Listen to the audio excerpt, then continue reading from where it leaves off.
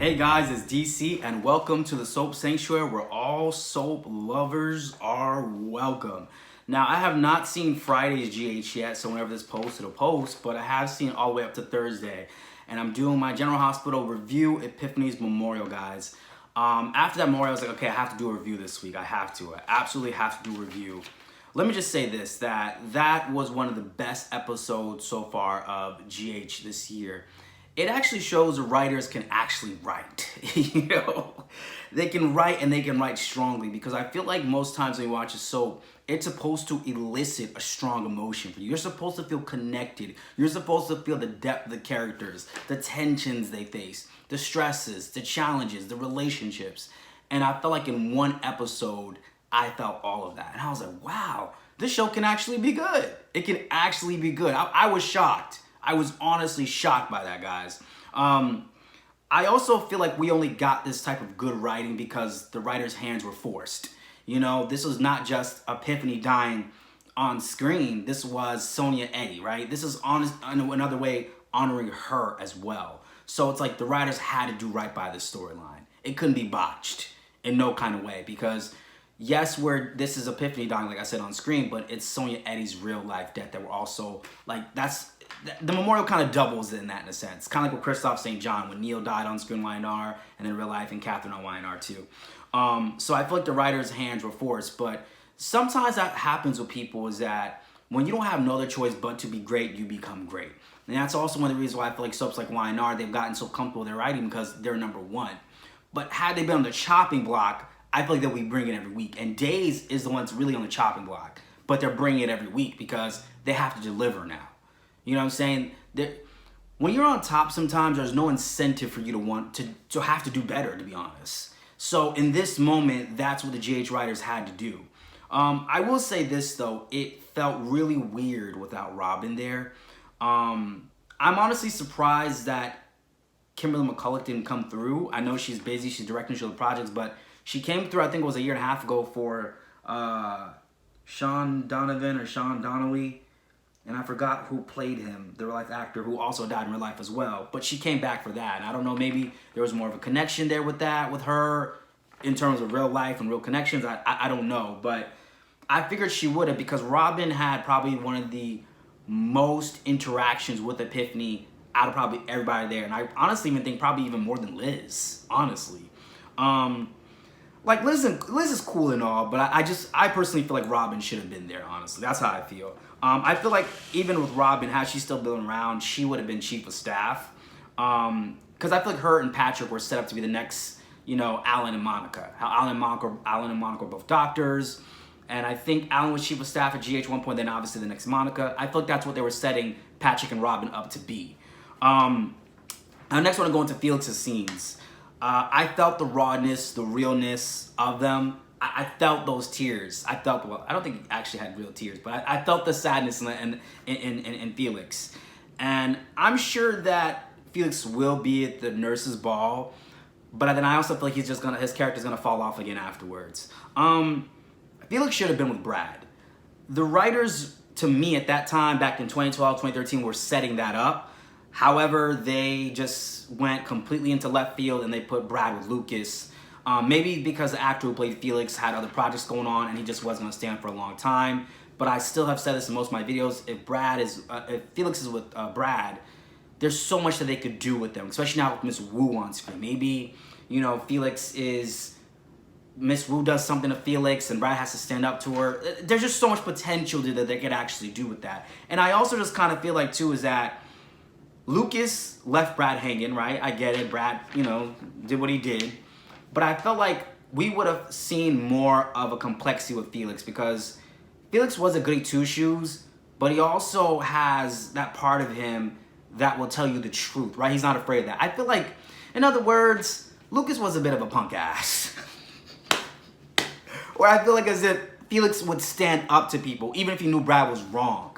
But he would still stand up for him because he knows, because he would go after what he wants and stand by that. That's the type of person I felt like that Felix was. All right, next I want to go into the last part that was towards the end with the, "You're not alone."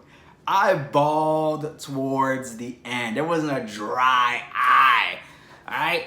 in the room at that time. Well, technically, it was just only me in the room at the time. But that was everything. I felt that scene so heavily. It was just so well constructed, guys. So well constructed. And I want to say that they could have given Epiphany a storyline, which they did at night shift. So they gave Epiphany stuff to work with. She was in opening credits. I feel like she's definitely gotten more credit than other actresses I've seen on their shows. So I'm gonna leave that there. But I'm pleased. I'm pleased enough with what they gave us. Even though I want to talk a lot about Epiphany's memorial, I do want to just kind of chime into the other storylines just for a moment here. Like with Spencer and Esme, one thing I just don't get about that storyline is Spencer's disrespecting Esme, right? You're disrespecting the mother of the child. And I don't know why that is, that people feel like you can have an issue with the parents of the child and like you can just be copacetic with the child. That's just not how this is going to work. And when little Ace grows up, he'll be able to feel those things, right? And he'll be able to he'll be able to empathize with his mother, right? Over probably any other figure of the cast iron family. That's his mother after all. You know, even if she was Sheila Carter, that's still his mother after all, right? And I understand what Esme supposedly did, and she's supposedly unfit. And I just feel like Trina better watch her back, because this is my whole thing. If you're with somebody and they have a child with somebody else, and you see how they're treating that person terribly, right? Don't think that can't be you. And of course, I'm like, yeah, that person, they don't do this. They don't take care of their kids. They don't do this. They're not safe to be around the kids. They'll tell you all these stories, right? They'll tell you all that. Be mindful that your time doesn't come next, right? That's a heads up to people. Be mindful that that's not you next. Like if you're with someone and they're constantly telling you about all the things that their exes did bad or terrible, and they never once in conversation, well, you know what? Maybe I was wrong, or I wasn't perfect myself either, but man, they did all these things. If there's not like one shred or iota of that accountability, run. All right? Run for your life. Because this is what I've learned in life. Everybody's always the hero in their story. They're never the villain.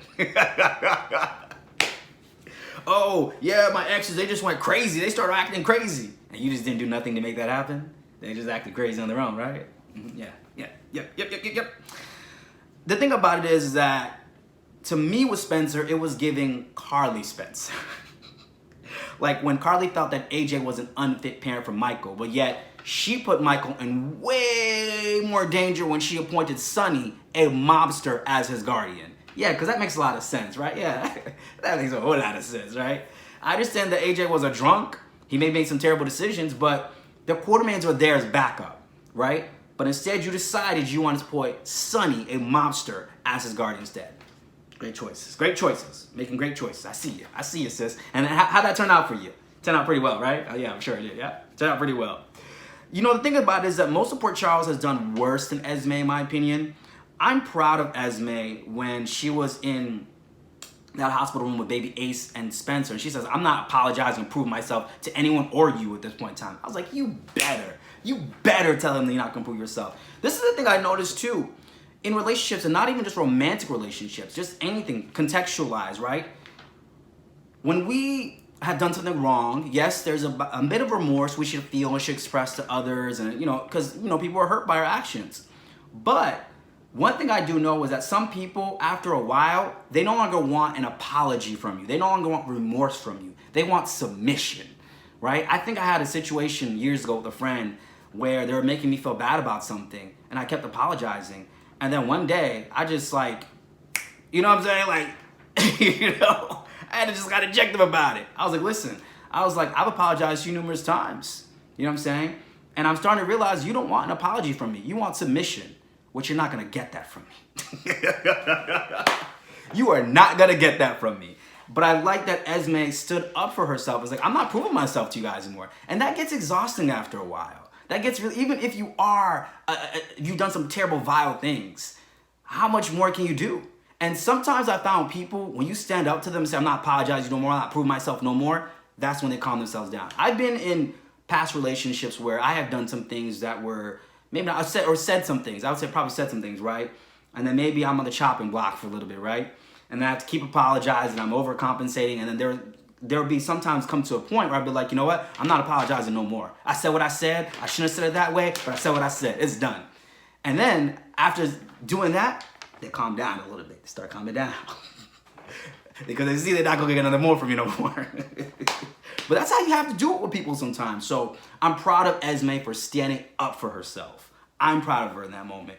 Because honestly, I feel like Spencer ain't shizzle. And she better watch her back. That's what I'm saying. She better watch her back. Thinking that's not going to be her. I understand Esme did some things, but come on. You know what I mean? Come on. Okay, and the thing about this I want to touch on real quick is the Epiphany Memorial episode was amazing, and especially for Sonya. I thought it was absolutely beautiful. Like I said, not a dry eye in the room, but my eyes were the only eyes on in the room at that time watching it, right? But I feel like until this bloated cast issue is fixed, the storylines may never run smooth, you know? And then whenever time I say that, I think of that episode on Days of Our Lives where Ariana, that was played by Teresa Hartley, when she came into the role, and then of course Brady, Ariana and Brady were in like some tropical island, and Ariana had these pearls that she was given. They were about to get married, and the pearls dropped, and then there was like a psychic nearby. She goes, "Madame, the pearls have dropped." And then Ariana goes, "Well, what does that mean?" And she goes, "Madame, this union will not stand." And I feel like that's how it is with GH. The writing will not get better until you fix this bloated cast issue. I think people on Soap Twitter back in the day were saying how, I guess, something along the lines of nobody's on contract or something like that, and that's what's causing this.